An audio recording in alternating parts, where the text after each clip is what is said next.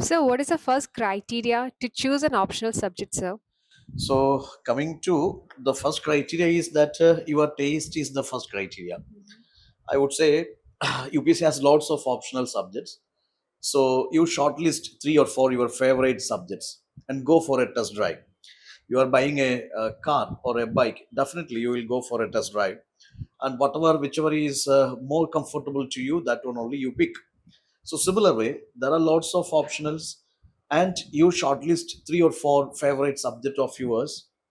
Just practice, just at least just go through the syllabus and the previous year's questions, and just go for one module and make a self-assessment whether it is easy to comprehend, whether you can follow this, whether the questions are answerable, whether the syllabus is okay, it's okay with you. So that way you can select an optional. Even you can take the advice of your experts or your mentors or your toppers. So shortlisting your favorite ones, going for a test drive, and selecting the best out of it by assessing the pattern, the syllabus, previous year's questions, and just go for one module, whether it is easy to follow, understand, accordingly you select one.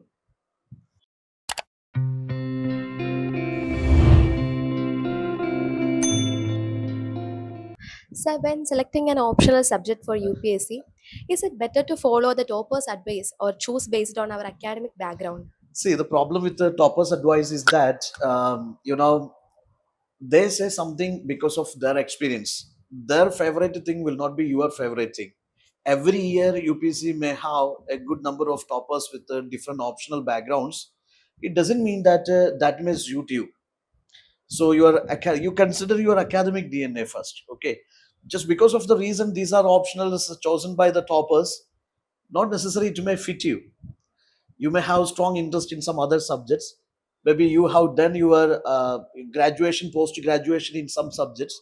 Maybe that is your strongest area, and you are selecting a new subject just because of the reason topper suggested, and you have to build the base from this, the scratch.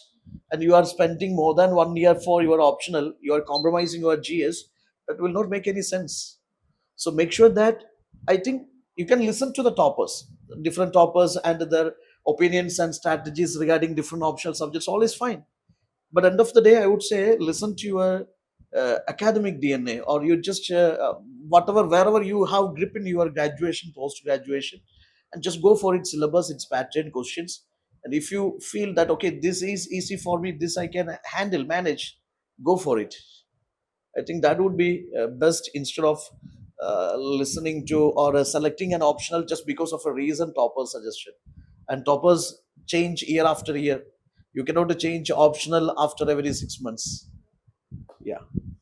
So, what is your opinion about advantage of subject overlap, and what about the volume to value ratio, sir? Yeah, it's I would say, see, if a subject syllabus is too vast and its return is low, I think that option must be avoided.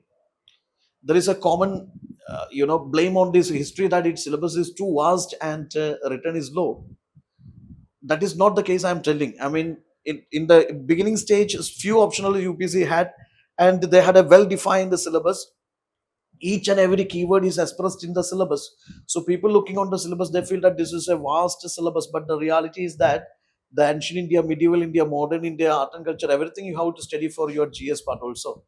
That way, I don't think it is optional. I mean, this is vast. But some optionals are there. In the syllabus part, you may have only few keywords, but when you actually get into this or dive into the stream, you will understand the difficulties. So what I say is that optionals are there. Simply by seeing the syllabus or keywords, you cannot define it is vast or it is short, anything like that. But make sure whether the syllabus can be done in 6 months with an effective coaching or effective guidance, whether it can be done in 6 to 7 months, whether it is high yielding, it is you get good rewarding, the optional is rewarding, find it out. And overlap is also a good idea. Certain subjects, geography, history, or your economy, some subjects are there, they overlap with your GS part. But that shouldn't be a single reason for selecting an optional, I would say. That's a bonus point, that is not the only reason.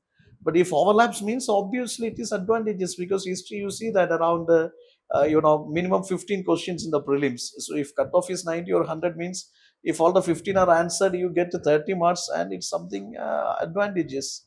Coming to mains also, essay paper, ethics paper, in different areas it contributes. So, such options are always advantageous, but that shouldn't be the only reason to select an optional.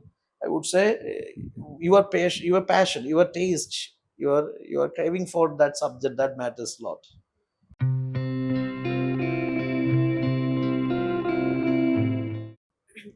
So, which is more effective in UPSC preparation, self study or being part of a proper guidance ecosystem? See, with regard to this optional part, you can do optional self also, no problem. If you have strong academic backgrounds, as I said, your graduation, post graduation is in that subject, and you are perfectly clear with this concept and everything.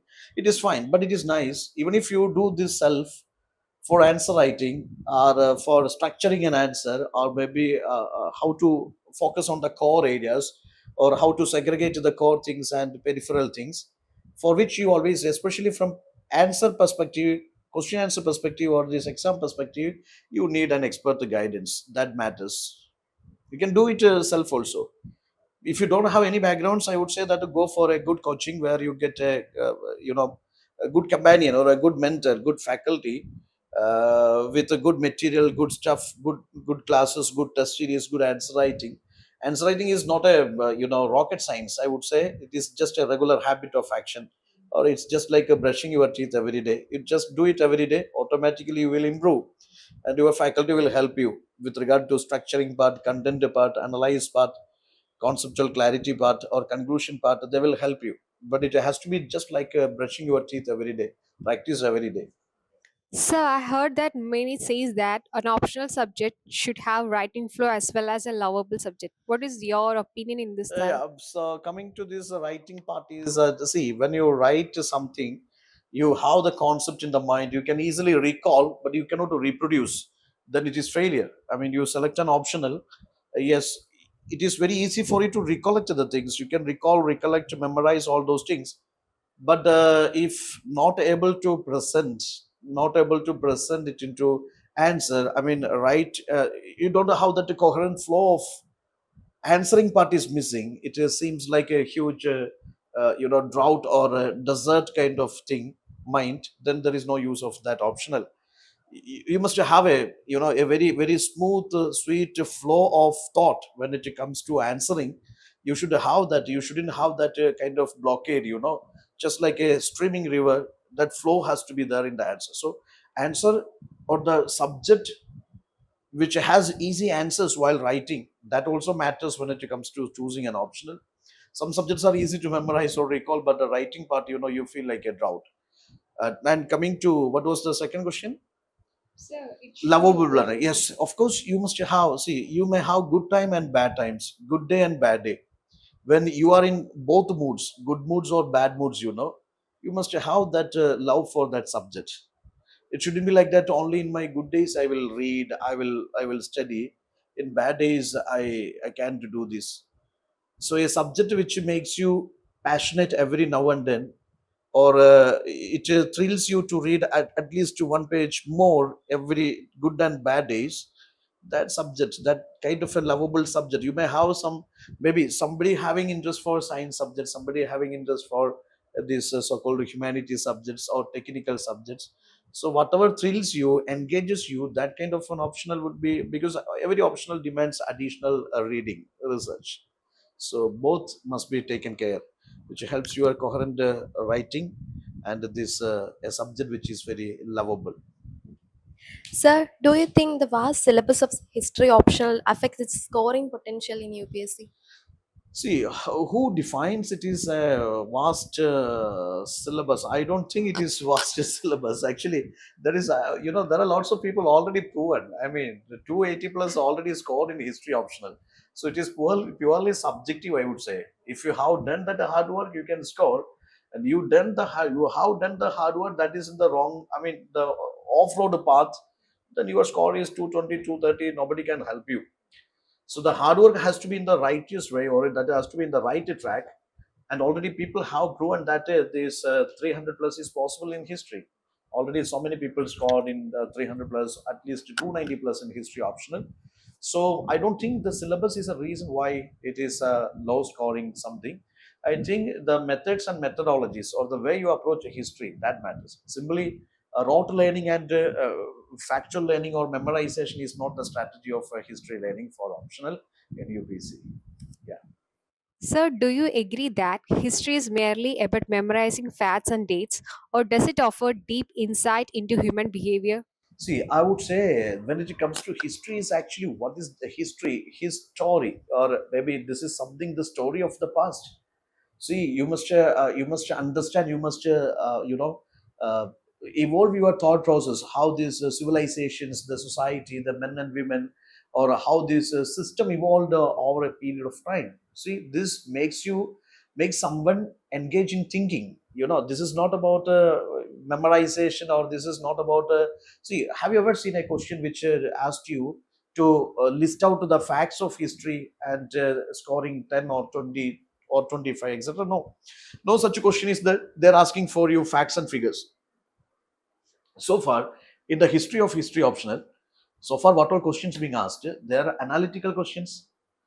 They are analytical based questions, and they are not demanding you memorize all the facts and figures. Maybe the birthday of Alexander's baby, or maybe this death ceremony of Akbar's second wife. Nothing, that kind of questions never asked. So it is something, yeah, just like a historian, you how to think historically even from different perspectives.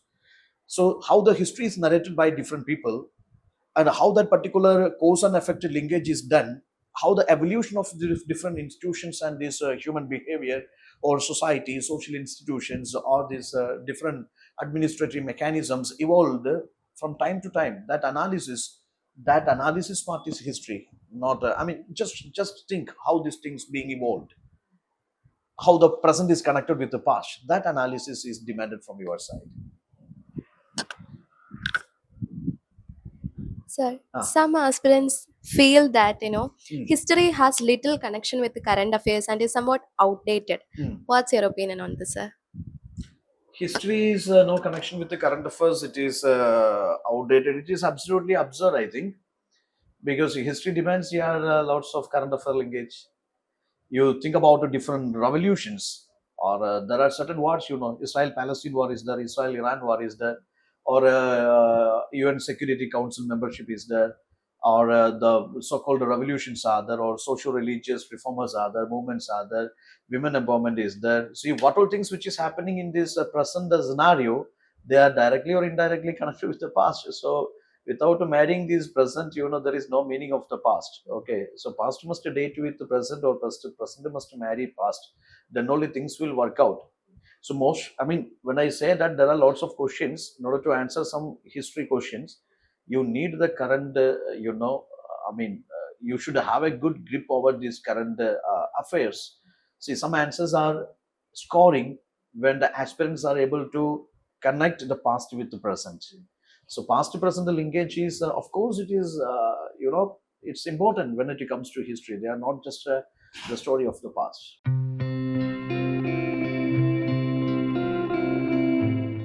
Is history truly a dull and purely theoretical subject, or can it be made engaging by exploring stories, perspectives, and real life lessons from the past, sir? Exactly, exactly, exactly. You just look into lots of questions. For example, UPC asked a question: Buddhism, Jainism, the ideologies, teachings of this Buddhism, Jainism, how they are relevant in today's social, scenario. They asked a question, or there was a question like Indus Valley civilization. Indus Valley civilization is urban planning, whether it is providing inputs to modern urbanization, or Ashoka's Dhamma, how it is connected with the modern, good governance. Okay, so many such questions are there. I mean, so many such areas are there. It continuously demands you, or it demands from the aspirants. You shouldn't be just a rote learner.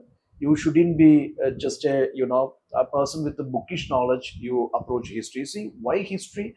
Of course, in order to become a good bureaucrat, or a, good what I say, ambassador, or a police officer, or collector, whatever it is, you must have a sound understanding of this geographical history, economic history, or the social history, or the cultural history, or international history. You see, you must have a good historical understanding, then only you can learn from the past mistakes and you can take these apt decisions in the present. Because history is such an optional which makes a bureaucrat, a civil service aspirant, a good decision maker, or a person who instantly become, it inculcates that skill of that problem solving on various situations. So we learn from history. So history is something which, yeah, as you said, that so many things are there which make you engaging in history. Maybe the chronology of the events, maybe these different historical narratives or historiographies, or how the different schools of historians approach different incidents. For example, 1857 revolt, we, analyze 1857 revolt from different spectrums. There are Marxist, there is subaltern, there is Cambridge, there is nationalist, Orientalist. From different perspectives, we analyze an event. So in 360-degree, you can analyze the character, the what is called the cult, or maybe in the nature of various events of the history. Okay, so this is a kind of a scientific examination. If a person is engaged or is interested in this kind of examinations and observations, if you are a person with the curiosity, you love this examination part of these events, of course it's suitable for you.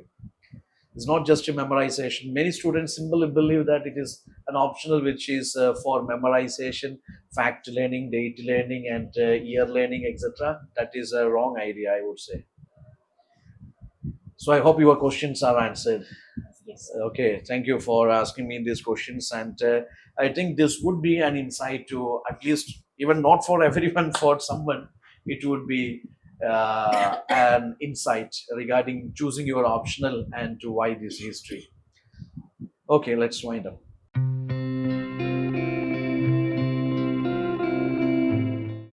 Gallant IAS, chasing your passion to ace.